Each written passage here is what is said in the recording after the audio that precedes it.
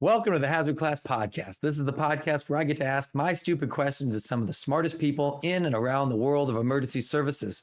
My guest this week is a licensed clinical social worker who is nationally recognized suicidologist with over 15 years of experience supporting law enforcement, first responders, and veterans. She is the former director of psychological health for the Minnesota Army National Guard. She is a Minnesota Veterans Affairs suicide prevention subject matter expert. She is the owner of the Minnesota-based therapy center Wellness That Fits that exclusively serves veterans and first responders. Wellness That Fits is literally where I go to therapy, and I encourage everyone in the community to prioritize their mental health and well-being, even if you feel like it's not something that you need to do. It's done a lot of good things in my life, and I encourage everyone to do it. So with that said, it's my pleasure to talk to my friend and my guest this week, Dr. Brittany Miskowiec.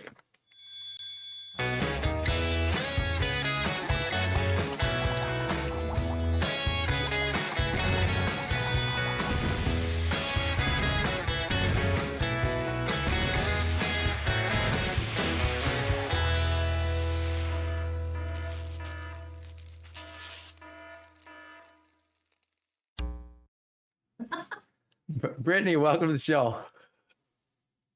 Thanks for having me. Of course, yeah. I appreciate you taking the time out of your day to come and chat with me. So as is the format of the show, we start each episode out with our wheel of stupid questions. Just a reminder that if you ask questions, even if they're stupid, if you point them at the right people, you can get some pretty smart answers. And I wanted to touch on this, right? I'm having you come on to talk about some pretty heavy subjects. And, originally I was like, well, am I going to do the stupid wheel?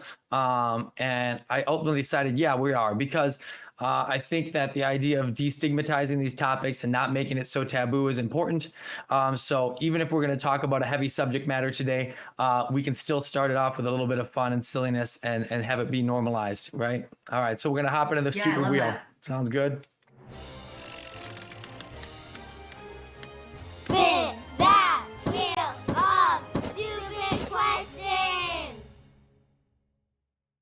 All right, here's time to spin the wheel of stupid questions. We're going to see what we get this week. Oh, this is a new one. We haven't had it. I'm going to be shocked if you have one. Dr. Miskowiec, what is your zombie apocalypse plan? Phone a friend? No, I think it would probably be phone a friend who has a plan, because I don't. And I'd be screwed. Yeah. Well, hopefully your years of working with veterans and first responders would come in handy. You could have a few friends to phone. Yeah. As I'm thinking about it, there are definitely some people that I would call. Some others I would be scared to call. There's probably some people that are maybe too prepared, I would say. Yes, very much so. Oh, that's a funny question. It's a stupid question, that's for sure. All right, let's get into the real nitty gritty. So Talk to me about your history. How did you become this person inside the world of suicide prevention? It's kind of a weird story because I didn't mean to. My first internship in my Master of Social Work program, I was supposed to be in a school.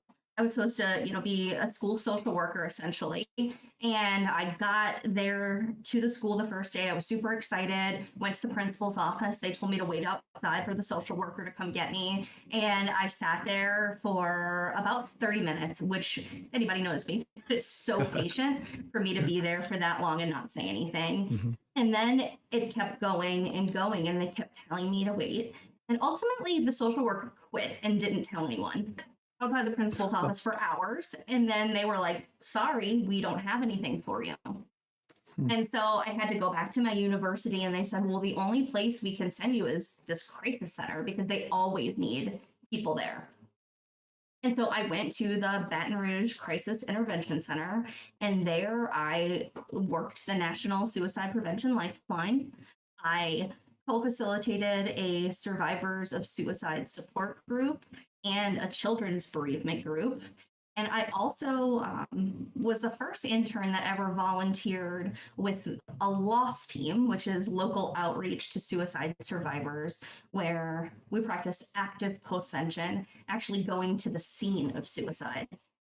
And I ultimately ended up directing that team. So, my my first internship, my first clinical experience in the social work field was 100% suicide. And so I kind of just got thrown into it. Wow. Talk about jumping into the deep end of social work. Holy cow. So from that point, how did you make the leap then to going from, general populace to first responders and veterans focused? Yeah, that was kind of a weird thing how it happened when I was in Baton Rouge doing the loss team. It was essentially a peer support team, people who had lost someone to suicide, were at a good point in their grief, and then went through training to be able to support others. So I was the clinical director of the team. So I would go out to the loss calls, but nobody wanted to talk to me. They wanted to talk to the person who had been through it. So I would end up standing, off to the side on the street with the first responders, and made some connections there. And I did a little bit of critical incident response stuff down there with fire departments, really. And then when I moved up to Minnesota, I took the job as director of psychological health with the Army National Guard. And pretty quickly realized that in Minnesota, there is so much crossover between the Guard and first responders because we don't have an active duty base here. And we have a pretty large National Guard population. So it was kind of just natural to put those two together. My husband is a paramedic himself. My brother is a cop down south. And I have a lot of really good friends. My best friend is a veteran himself. And so, yeah. Yeah. So the one thing I always wonder, especially as someone who was a first responder. Also, for those who don't know, I had a brother who died from suicide, and so suicide prevention, suicide has just been a part of my life growing up, right from an early age. And so, is PTSD and suicide a problem that's growing, or is it just that awareness to it is growing? That's an interesting thing to me. Yeah, I mean, if you look at the suicide rates over time, they've grown a little bit, but there has not been a huge change. I think there's a lot more awareness of it. And to be honest, I think there's a lot more awareness of everything over the past few decades, just with the growth of social media and technology. We have everything at our fingertips. And not only is it easy to find things, but things are kind of thrown in your face when it's on someone's agenda. And so I think we are more aware of it. But the suicide rates they've increased slightly over. It's not been a dramatic growth. Yeah. When we think about suicide and suicide prevention, is there some sort of correlation that we see from a root of like these deaths? Is it like, there's some like similar factor that comes in all these things like that we can track it back to? Yeah, that's a really good question. I think that's one of those questions that I get asked about suicide that if I knew the exact answer, I would probably be a millionaire somewhere and live on Disney World's grounds, because I'm one of those people. Yeah. Because we don't know for sure. There are absolutely, risk factors, things that increase people's risk. And one of the things that I do, and this is kind of where this comes in, I'm certified as a psychological autopsy investigator and retrospective fatality analyst. And what that means is that sometimes we're called in, and it could be from family members that request it. It could also be from agencies as a whole that request it, but in-depth investigation after someone dies by suicide. And we have a protocol of about 330 questions that we ask the people who knew the person most closely. And we try to develop a timeline of events that occurred and also answer the questions, why now, and what could have been done to prevent it. And think back to when I worked for the Minnesota National Guard here. We did a very mini version of that, and we looked back at, I think it was over a 20-year period. I'd have to verify that. But we looked at all of the suicides and kind of looking for that information. What's the common link? And I think it's a common thought is that people, especially with the military associated with deployment. And when we did that research, it came out to be that 51% of the people had not deployed and 49% had. But the common factor amongst all of them, not all of them, I'm sorry, the most common factor amongst the group was adverse childhood experiences. Wow. And so that stands out a lot. And if you don't know anything about ACEs or adverse childhood experiences, it's super interesting to look into because the more that you have, it increases your risk of so many things, not only mental health, but your physical health. I believe that I've taken that for, is that like, it's like, I don't know, 10 questions or something like that. You get scored 1 through 5 or whatever it might be. Yeah, it's a 1 through 10. So it's got these 10 questions. Then basically, I think it's 3 or more. If you've had 3 or more, that's sort of the baseline that with that number, it increases your risk. And then the more you have, the more it increases your risk. So with that, that's called ACEs. With that Adverse test, childhood experiences. okay. With that, what are the specific things that it increases your risk for? You said suicide. What were the other ones?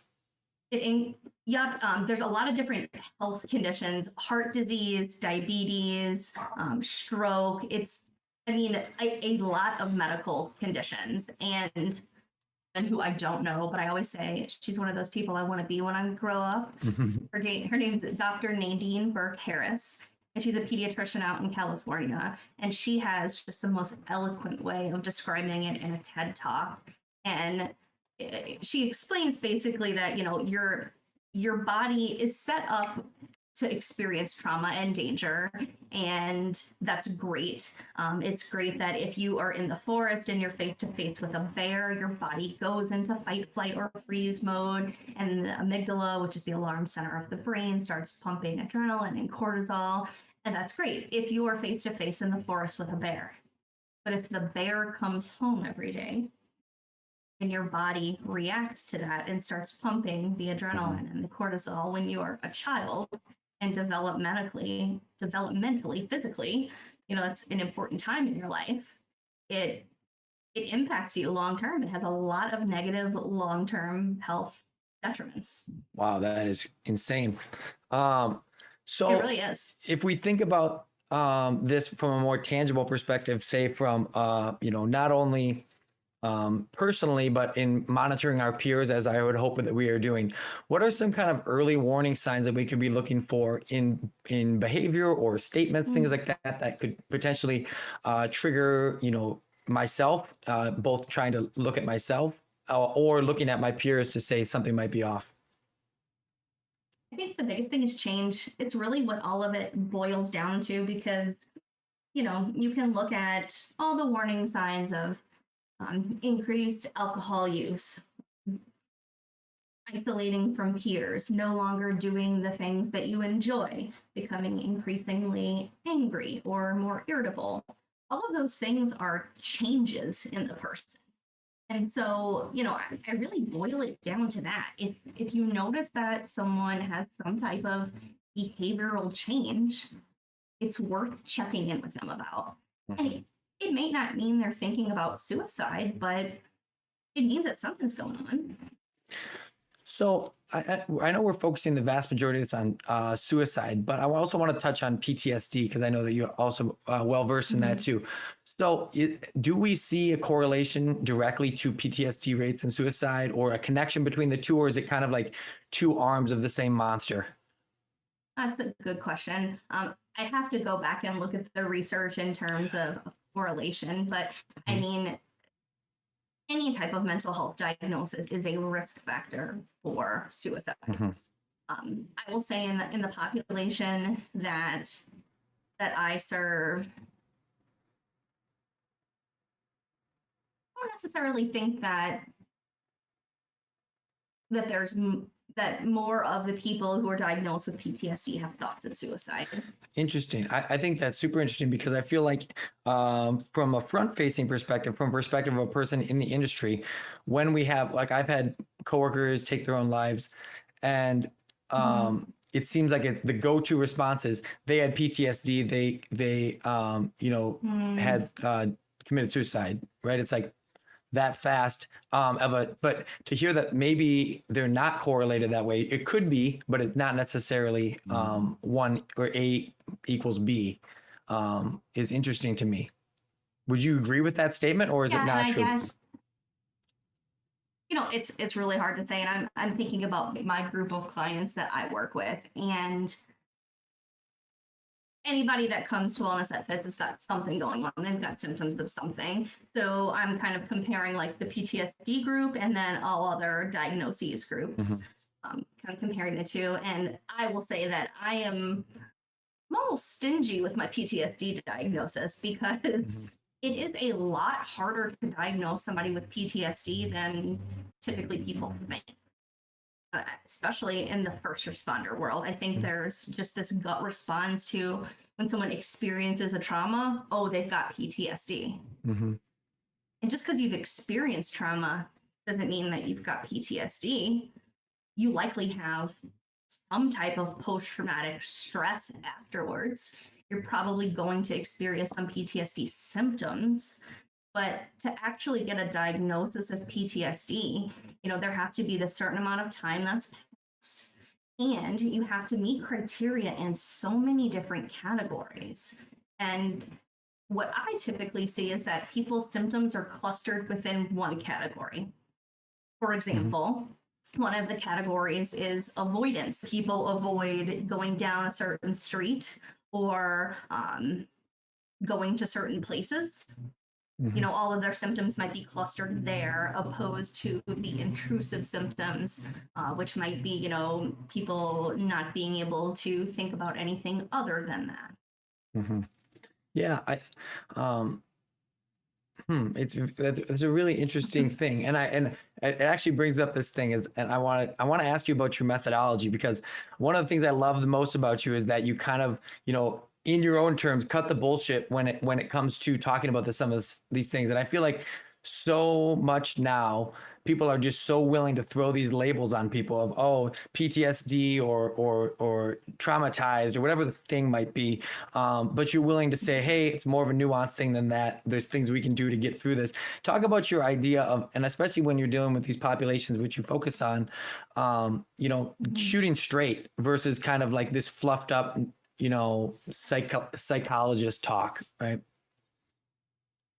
I mean, it depends on why the person's coming in. I try to, at all costs, really even put a diagnosis on it. We're working with health insurance, we have to, which sucks. But somebody comes in with issues and symptoms, we're addressing the symptoms, we're working on that. Now, some people, it's really important to them to understand, like, this is my diagnosis, this is what it means. And so for those people, like, I'll sit down on the sofa with them with the DSM and look at it line by line. Like, I've had some people where that is what they need, but every client has such a different set of needs, and we're really looking at the symptoms of it. And now I'm going to go back to what I said, because now I'm getting all in my head about the diagnostic thing, because here's the big thing that really bugs me about the PTSD diagnosis, because I do think it is way overdiagnosed in our first responders. And don't get me wrong, you see shit every single day that other people shouldn't see. Like, I get that. You were exposed to trauma on a daily basis, but it doesn't mean you have PTSD. And with any mental health diagnosis, part of that criteria, like the very last criteria for everything, is that it has to impact your ability to function in some area of your life, either at home, at work, in your relationships. And so just because someone is having nightmares, let's say somebody has nightmares about a particular call once every couple months. They have a nightmare, they wake up, they're able to go back to sleep just fine. Is that impacting their ability to function in life? I mean, for that person, it may be, Yeah. but not necessarily. So then what And is, sorry, I don't want to cut you off, but I want to ask you a specific question about that. So then what is their ailment? Is there another word? Is it just we're using PTSD too broadly and there's another word that goes for these like intermittent issues that someone's suffering from? I mean, I think it's all, I hate to be the one to say this, but it kind of all occurs on a spectrum. Yeah. And, you're exposed to trauma. And then there is a period where you have a normal response to an abnormal thing that you experienced. And so for the first like 6 to 8 weeks, it's normal for you to, be a little bit more irritable, or you're not sleeping as well, or where, you get a little bit anxious before you go in for a shift. Like all of those things would be normal within the first 6 to 8, up until that 6 to 8 week mark. At that point, if those symptoms continue, that's when we start to explore the possibility of PTSD. Mm-hmm. But like I said, there's still so many criteria that you have to meet. And regardless of whether you meet full-blown criteria or not, if you have symptoms of PTSD, it fucking sucks. Yeah. Like, Yeah. who gives a shit if you have a diagnosis or not? Yeah. Yeah. If you've got the symptoms and you're struggling with the symptoms, go see someone and Mhm. take care of it. And I think we focus on that actual diagnosis too much. Yeah. So that brings me to my next question, which is, so say we've recognized something in ourselves, or even more specifically, we recognize something in someone else. What are some of the best ways to approach that person to either not confront them, but breach kind of a difficult subject, talking about PTSD or suicidal ideation, something like that, with someone that you suspect might be suffering from something like this? Yeah. So the way that I kind of learned to ask the question, and I put it into a formula really, where you show someone the evidence, you normalize it, and then you ask directly. So I might say, look, Jake, I've noticed lately, you've been showing up for work a few minutes late. You've kind of been a little short with everybody around here, a little bit more irritable than usual. And I know you've got some issues going on at home with your kids. And in any of those situations, somebody might be considering suicide. So I want to ask you, have you been thinking about suicide? Mm-hmm. And And I so, understand, based on some of the training I went through, that like that blunt question is important to the process, instead of just kind of beating around the bush, like, how are you doing? And so can you kind of speak to that, I guess, the reasoning for why that's so important to be blunt? yeah. Yeah, to be direct about it. And using the word suicide is important. You won't talking about it, or at least appear comfortable. It might be an uncomfortable thing for you to ask, but at least appearing like you're comfortable talking about it is going to give them permission to be honest with you. And, being direct about it also does not leave any room for misinterpretation. There are some people who will ask, are you thinking about hurting yourself? And if you ask somebody who's thinking about suicide that question, in their mind, it could be that that's not going to hurt. Mm-hmm. This is what's going to take away the pain. Yeah. So it's not something you want to mess around with. Like, you want to be direct, be confident, and let them know I'm willing and ready to have the conversation. So then let's go the next layer further into the conversation. Obviously, you said you worked on suicide hotlines before. Obviously, if you had this conversation, you need to be prepared for them to say yes. So now what's the advice? So now you have your coworker, your friend, your family member says, yes, I am thinking about, committing suicide. What's the next step? What would your genuine response be if somebody said yes to you? Like somebody you care about? I Like, in your head, what is your first?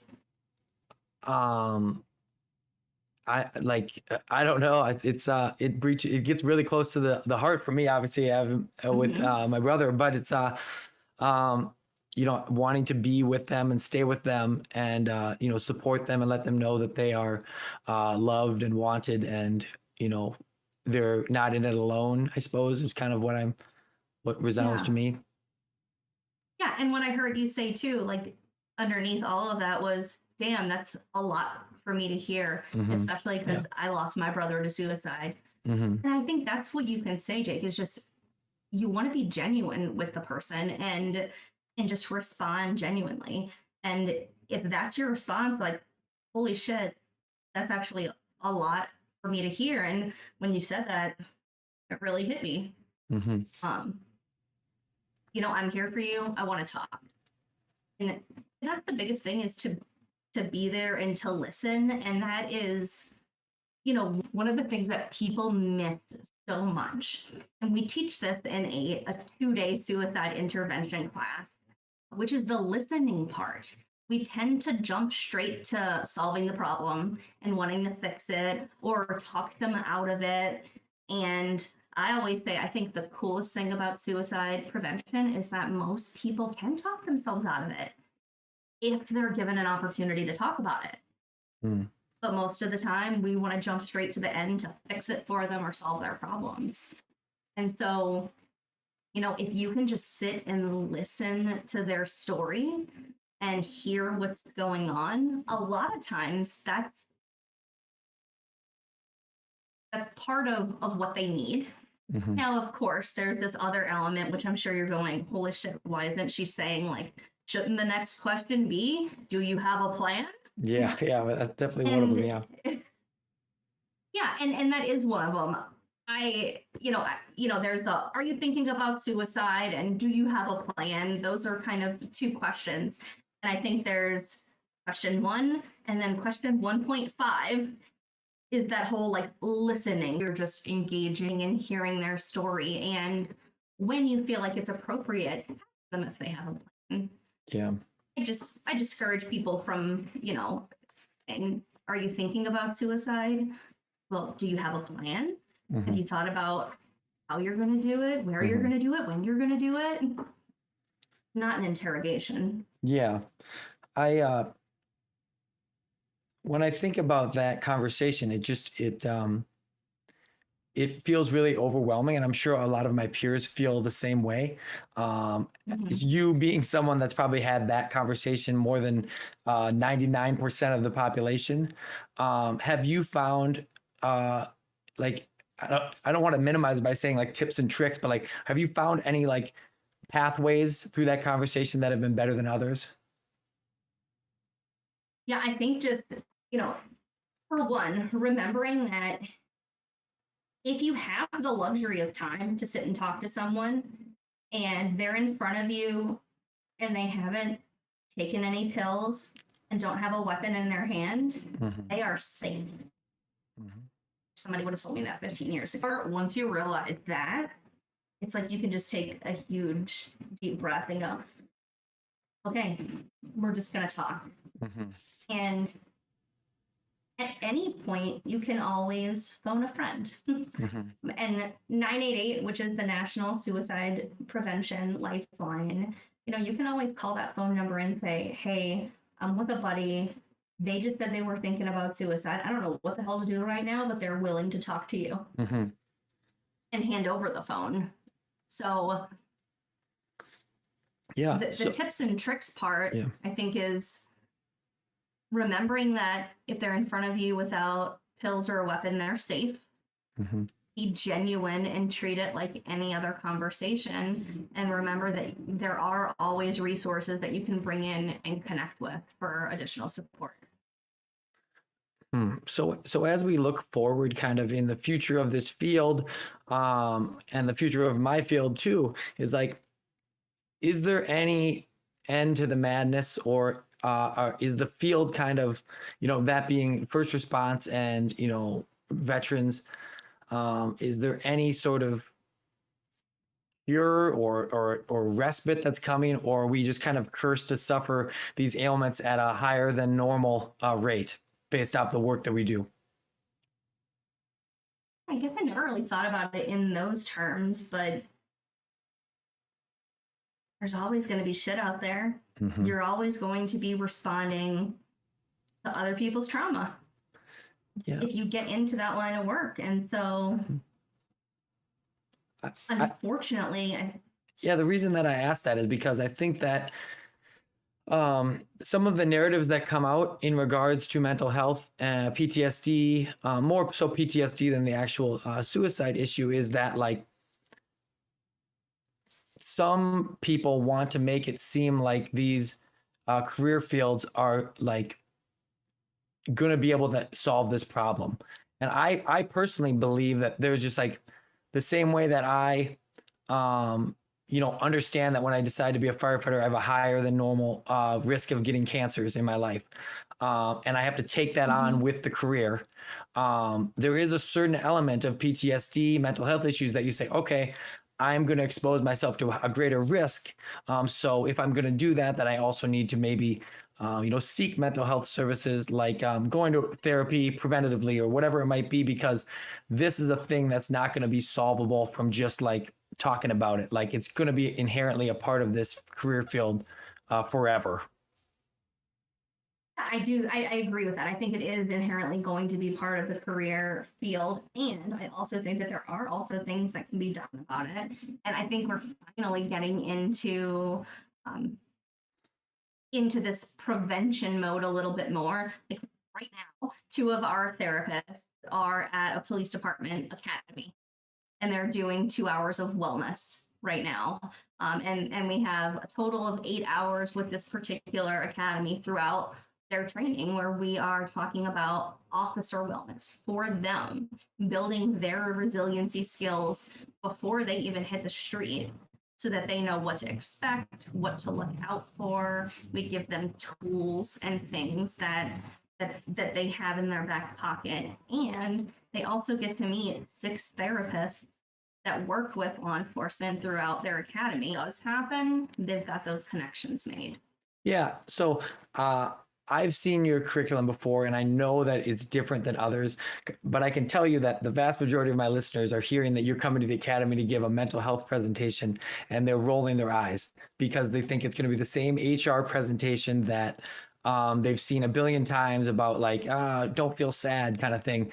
So can you talk about how you offer those services that's different than how they've been offered traditionally?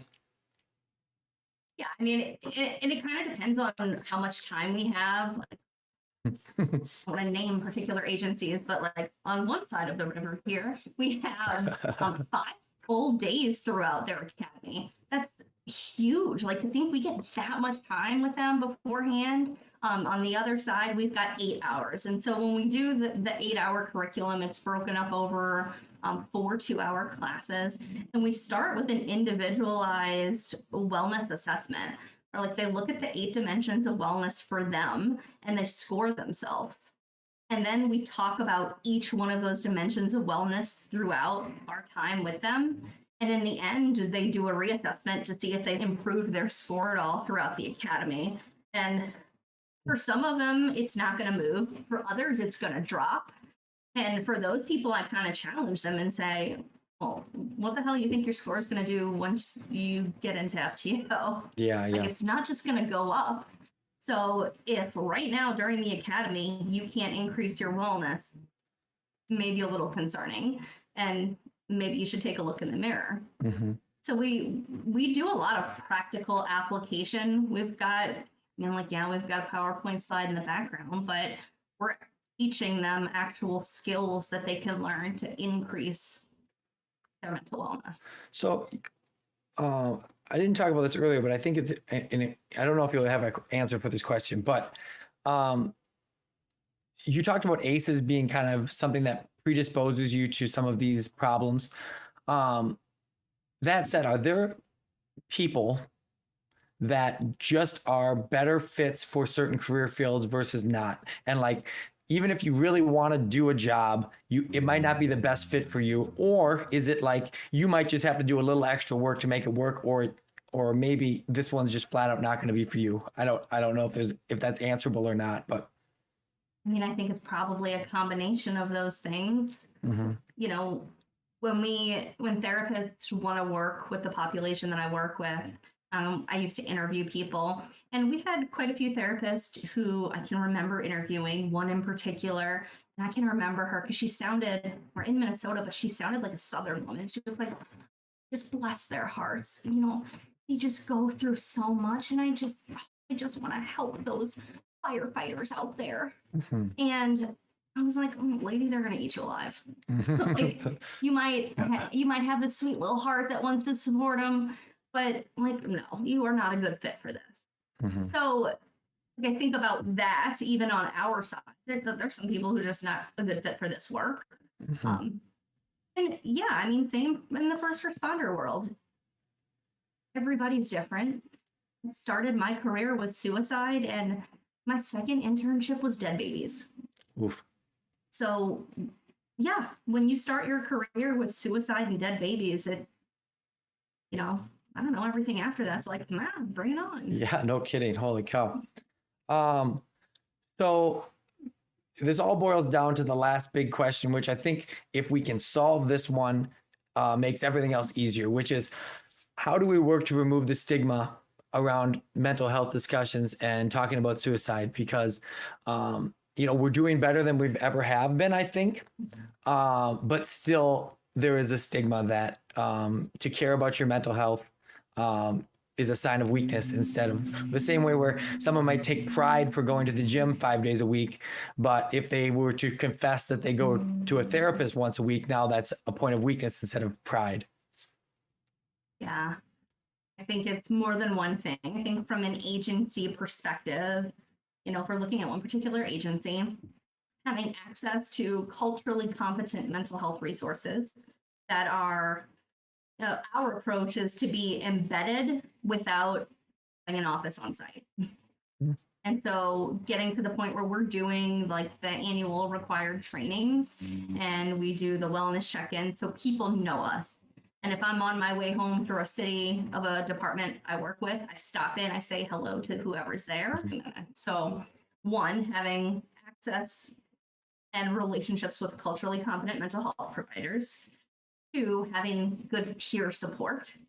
So having some type of peer support team where there are trusted, good people on the team who advocate for mental wellness and people know that they can go to. And third is leaders.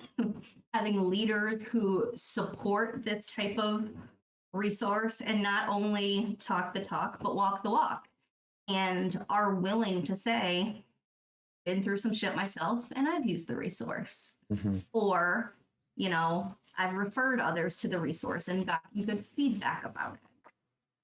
And I think a lot of time the leaders at the top, they'll say, yeah, we support this. Let's write the check and get the services. But they don't talk about their own stories. And that stuff can be so impactful. Mm-hmm. And everybody's got something. Yeah. Mm-hmm. Everybody's got something that they've struggled with that they can talk about. Mm-hmm. So as we look to wrap here, what are some resources that could be available to both individuals or on departments to, work to promote those values of, breaking the stigma, and then also just tangible things that people can look for if they're hoping to help someone who's struggling? Yeah.